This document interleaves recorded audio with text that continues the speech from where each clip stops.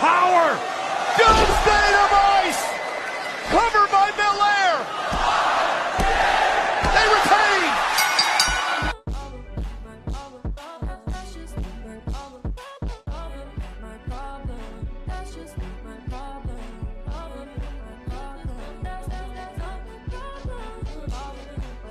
Hey, what's going on YouTube tonight? It's your boy CJ and welcome to my YouTube channel, Wrestling Nostalgia, where I get my reviews of WWE shows and PLE events. And today we are going to be reviewing Crown Jewel. Before I get into my review, just go ahead and give that thumbs up and like. Helps push my video through the algorithm. Without further ado, let's go ahead and get into my review of the Saudi show, Crown Jewel. So we open up, surprisingly, Bloodline 2.0 versus Bloodline, the original Bloodline. And this match started off crazy. The Bloodline 2.0 wind up getting the early advantage, and then Jay, who was the legal person, ended up switching ties. They wind up having dominance over this match up until Jimmy Uso having like words with his brother and his cousin like, hey, what's going on here?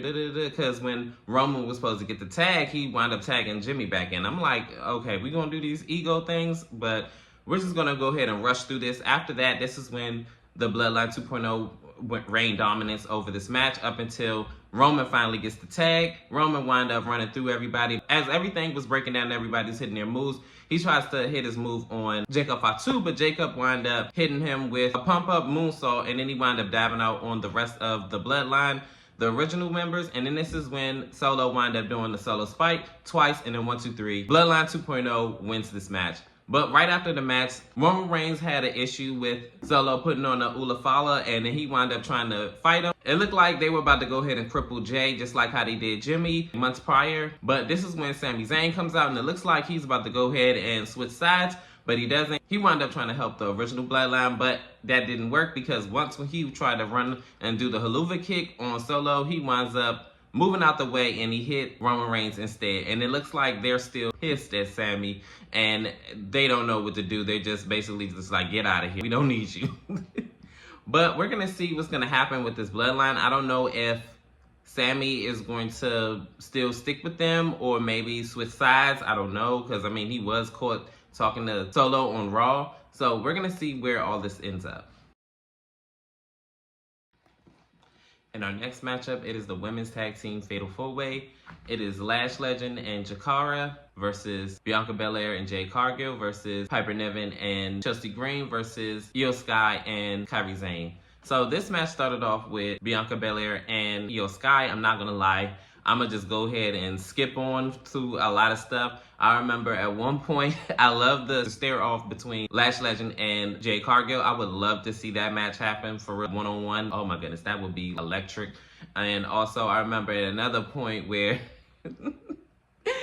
Jade Cargill was about to get like a double team maneuver by Chelsea Green and Piper Niven, but she wound up back suplexing her. She wound up squashing Chelsea Green, Piper Niven did. And I remember a little bit back and forth later, I remember Jade Cargill wound up having Piper Niven on her shoulders. I was like, oh my gosh, this woman is like hella strong. Like that woman got to be like 350 pounds. So, like she is heavy. And for her to have her on her shoulders, and then they wind up hitting a Doomsday device, and 1, 2, 3, Bianca Belair and Jade Cargill retained their women's tag team titles. I'm glad for this result. If anybody else was going to win, I would rather Jakara Jackson and Lash Legend. But other than that, nobody else. But I'm glad that they retained. They are on their way of being probably one of the greatest women's tag team champions of all time. That may be a stretch, but hey, I see WWE's trying to do their big one with their booking, and I love it. I'm here for it.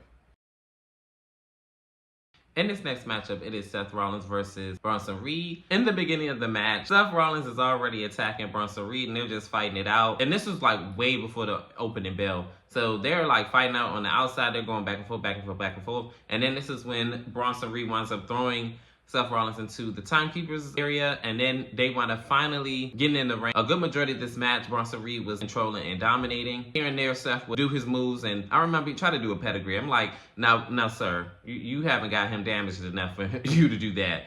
And then towards the end of the match, it looked like Bronson Reed was about to go ahead and hit Seth Rollins with steel steps, but he wound up getting tripped up and then getting curb stomped onto the steel steps. Bronson Reed gets in the ring. He gets curb stomped again, and then curb stomped again off the top rope in 1, 2, 3. Seth Rollins wins this match. Now, here's the thing.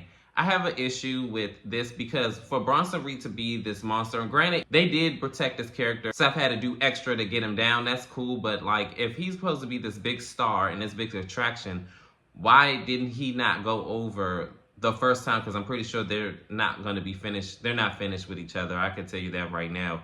But why have Seth go over? This did nothing for Seth. This would have did everything for Bronson Reed and proving that he deserves to be at the top of the card, and y'all fumbled it. But we're going to have to see what's ahead for the future of Bronson Reed and if this is going to be a downhill slope or he's going to fight his way up. We're going to have to see. In our next matchup, it is the Crown Jewel Women's Championship match. It is Liv Morgan versus Nia Jax. Both of them are the women's champion, but neither championship is on the line. So this match starts off with Liv Morgan already trying to beat up on Nia Jax off the rip. These two kind of go back and forth. Then Nia takes dominance over this match, and the two kind of go back and forth from here. I remember when Liv Morgan had kicked out of a Avalanche Samoan drop. I was like, I don't know where she kicked out of that, but then the two goes back and forth. Tiffany Stratton looks like she's about to go ahead and cash in, and then this is when Nia Jax says, hey, this is not the time, go ahead and get out of here. And the match continues, and it looks like Tiffany Stratton was about to go ahead and listen, but then she wound up trying to cash in again. And this is when Raquel Rodriguez come out and Dominic Mysterio. A little bit back and forth later. The distraction from Dominic wind up having Raquel have an opening to go ahead and beat up on Nia Jax. Nia Jax winds up getting hit with the Oblivion, and then 1, 2, 3. Your new women's Crown Jewel champion is Liv Morgan. I'm not gonna lie, this match actually disappointed me because Liv Morgan beating Nia Jax? Are you serious? Y'all must really don't like her. Y'all know she's about to go ahead and can it for Charlotte or something, because this it didn't make any sense to me. And I guess this is a way for Tiffany and Nia to go ahead and separate soon, I guess. But I guess we're just gonna have to wait and see where this storyline is gonna head. Congratulations. In our next matchup, it is KO versus Randy Orton, if you can even call it that. I'm going to just go ahead and wrap it up in a nutshell. Kevin Owens wind up attacking Randy Orton from behind. They wind up fighting.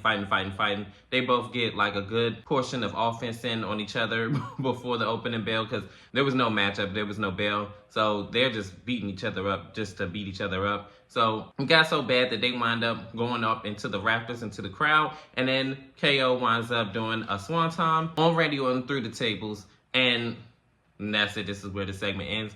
I don't know where they're going to go with this, and I feel like they're going to write Randy off, which is cool with me, because this would sell the injury, because why do all this just for him to come back next week? I mean, but hey, I'm not the booker. We're going to have to wait and see what's going to happen between these two in the near future. Maybe a WrestleMania match, I'm guessing, down the line. I don't know. Maybe, you know, started off again at Royal Rumble to kick off their feud. I don't know. Just throwing some ideas out there. In our next matchup, it is for the United States Championship. It is LA Knight versus Andrade versus Carmelo Hayes. In this matchup, this was like out of this world. It started off with Carmelo and Andrade like fighting it out, and then they turned their attention to LA Knight, and then they wound up fighting and everything like that. I remember at one point, Andrade hit like a moonsault on the outside onto LA Knight, and then he wound up getting back in the ring. Then I remember at another point when he hit a moonsault, but then he wound up missing the first one, but then landing like barely on LA Knight. I remember at another point where Carmelo Hayes hit nothing but net, but Andrade wound up breaking up the pinfall. And then, like, towards the end of the match, it looked like Carmelo Hayes was about to go ahead and go for a head scissor slam thing that he does, but he wound up getting caught up into a BTF, and then 1, 2, 3, LA Knight successfully defends his United States Championship. This was actually a really, really good match. It was too many spots to call, and yeah, this match was really, really good. I would definitely watch this again.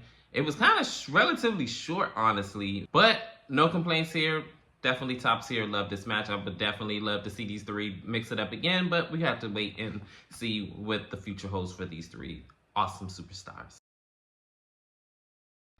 So finally, we are here to main event, champion versus champion for the Crown Jewel Championship, Gunther versus Cody Rhodes. This match starts off with calling up tie-ups and them trying to like fill each other out and everything like that. And then like somewhere down the line, Gunther had dominance over this match. And then Cody Rhodes wound up doing some of his moves as well. And then I remember quite a few times Gunther had his sleeper hold put in to Cody Rhodes, and Cody Rhodes fought out a couple of times.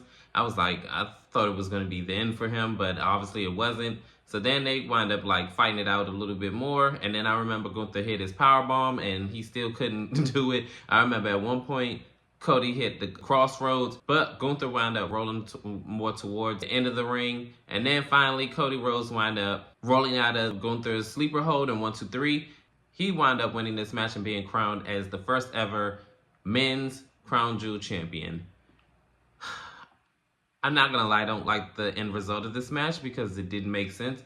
He already lost a tag team match on SmackDown. Then you had Gunther lose again here at Saudi Arabia just because they're there and I guess all the good guys are supposed to win. I mean, but Bloodline 2.0 won, so I just don't know what Triple H is doing with this booking. This Saudi show wasn't horrible, but it could have been better. But comment down below, how do you feel about the Crown Jewel pay-per-view event? Did you like it? Did you love it? Did you hate it? Worst thing on earth? Comment down below, like, share, and subscribe. Help me grow this channel. Like I always say, your love and support is greatly appreciated on the channel. And peace. TJ, I'm out. Congratulations.